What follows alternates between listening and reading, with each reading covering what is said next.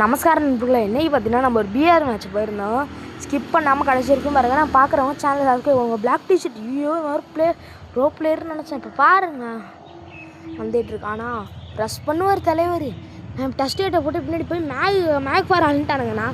நான் போய் எடுத்து விட்டு ரேண்டம் ஏரியில் மேக் ஃபார் ஆள் மறுபடியும் அவனே அணுகுமா எதுவுமே எய்மேல் ஆக்காது. ஒரு வால் போட்டு என்னத்துக்கு அடிச்சிருக்கலாம். ஜஸ்ட்டு மிஸ்ஸு நான் தப்பிச்சு ஒரு வால் போட்டு மெடிக்கிட்ட போட்டுருவேன்.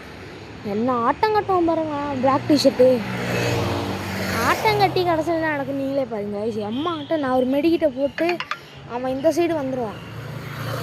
இந்த சைடு அங்கே உட்காந்துருக்கான்.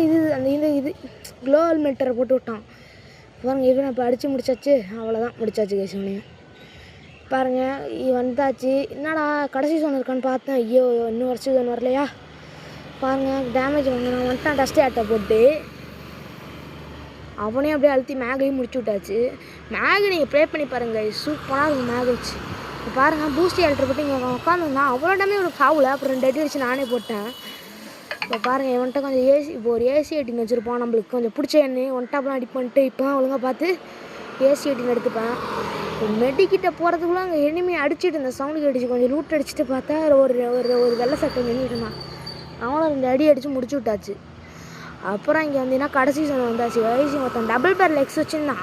இப்போ அவனுக்கு கொஞ்சம் டேமேஜ் கொடுத்து அவன் அடிக்க வர கேப்பில் நான் கொஞ்சம் டஸ்ட் ஏட்டை போட்டு ஆட்டம் கட்டி விட்ருவேன். அடித்து இவனே கில் எடுத்தாச்சு கைஸ்.